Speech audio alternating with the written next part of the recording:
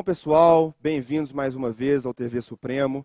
Para quem ainda não me conhece, meu nome é Romeu Pimenta Carneiro, sou professor de Direito Penal e hoje vou tratar com vocês de um assunto que ainda não é tão difundido, nesse ramo de estudo que a gente leciona. Pessoal, vou conversar com vocês sobre os mandatos constitucionais de incriminação. E aí, antes que vocês se perguntem, porque eu sei que muitos de vocês já tiveram a reação, o que é isso? Eu nunca ouvi falar, que monstro é esse? Eu vou dizer para vocês que isso é importante, porque as bancas de concurso agora elas têm inovado em algumas questões. Por exemplo, a importância de se saber disso é a mesma importância que tinha em 2012 agora, do candidato na prova de MP Minas, saber o que era espiritualização de bens jurídicos. É a mesma importância do candidato que fez, de repente, delegado de São Paulo, saber dissertar sobre direito penal do inimigo. Então, a gente está partindo para um tipo de questão diferente, às vezes um pouco mais filosófica ou com embasamento constitucional. E eu não vou deixar que vocês façam provas aqui para frente sem conhecer o que são os mandatos constitucionais de incriminação.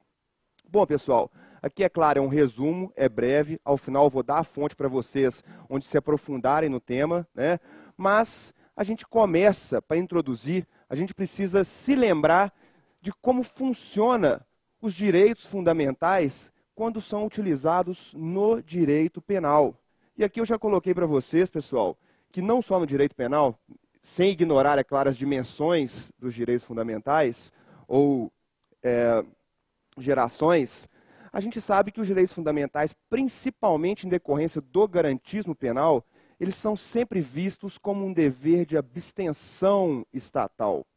E o que isso acarreta, esse dever de abstenção? Primeiro, o Estado é visto como um adversário, entre aspas, do sujeito, porque para que o sujeito exerça uma liberdade, o Estado deve se abster de agir contra aquela liberdade. Pode, de repente, traduzir também uma proibição de intervenção estatal em determinados pontos, mas também pode traduzir a vedação de um excesso. Pessoal, vejam bem, se fosse questionado em uma prova sobre os direitos fundamentais, o papel dos direitos fundamentais frente ao direito penal, eu tenho certeza que grande parte das dissertações parariam por aqui. Mas vejam só, até para a gente entender os mandatos constitucionais de incriminação, a gente deve entender que existe também um dever de proteção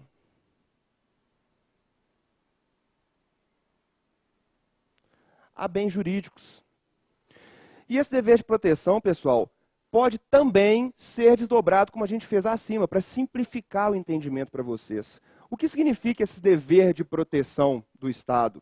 Pessoal, primeiro que aqui o Estado não é mais visto como adversário, ele passa a ser visto como guardião dos direitos do indivíduo. Aqui a gente não tem mais uma proibição de intervenção. Na verdade, a gente tem uma necessidade de proteção.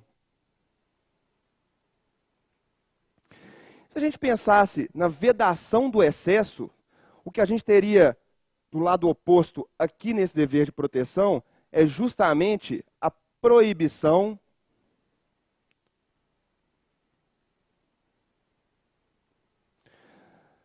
da proteção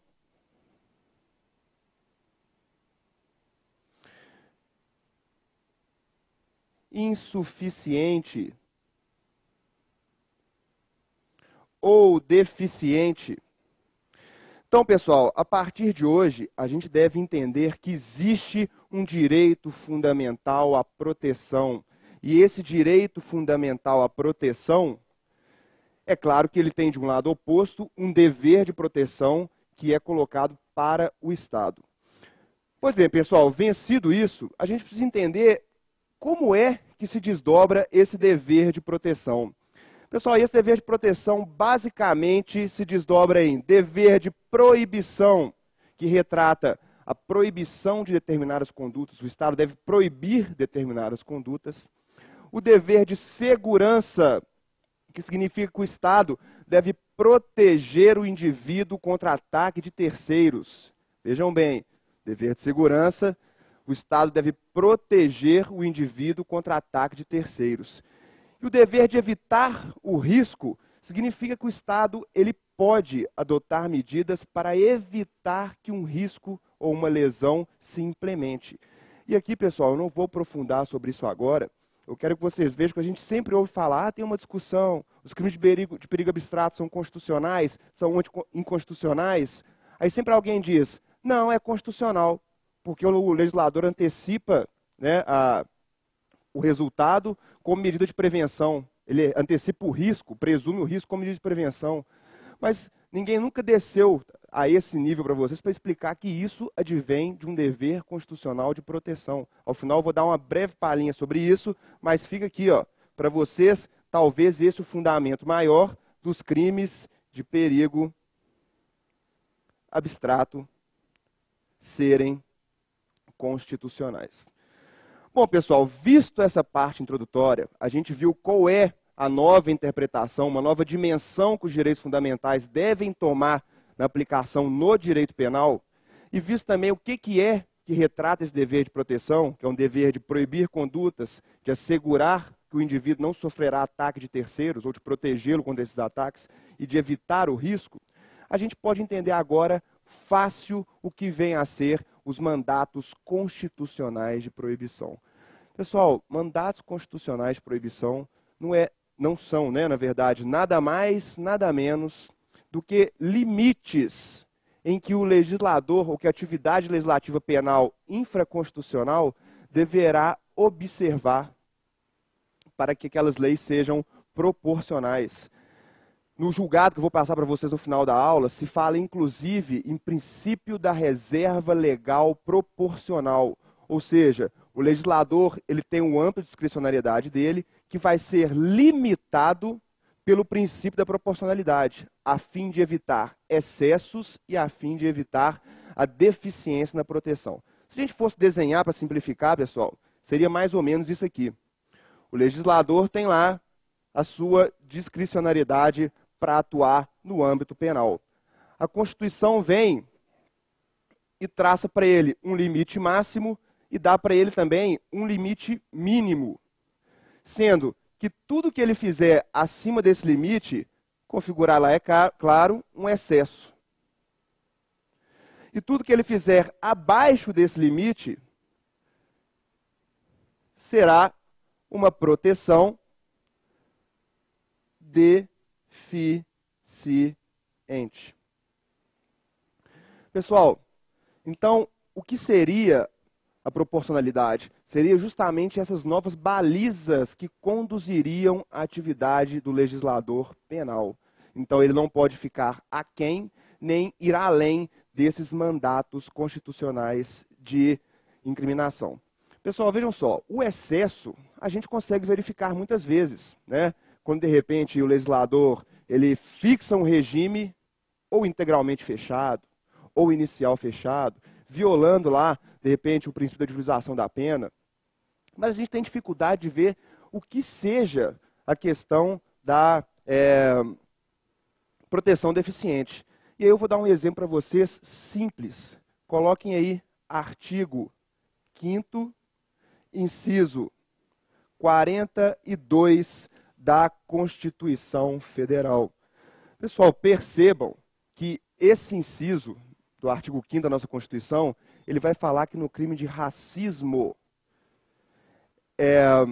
o crime de racismo é imprescritível, inafiançável e, além de tudo, na Constituição já está expressamente previsto que a pena privativa de liberdade a ser cominada é reclusão. Então vejam bem, pessoal, se o legislador penal vai estabelecer uma lei e ele coloca, de repente, uma pena, dá um exemplo para vocês usando o artigo 5º,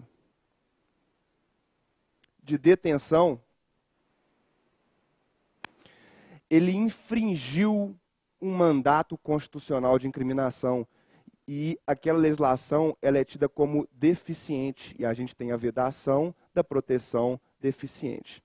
Pessoal, para a gente fechar, espero que vocês tenham entendido isso aqui, pode ser questionado de vocês também se existe, depois de tudo que a gente viu, mandatos constitucionais de incriminação implícitos. Porque esse aqui, a gente viu que está expresso na Constituição. O artigo 5º, inciso 42, traça a gente expressamente a espécie de pena, inafiançabilidade, imprescritibilidade.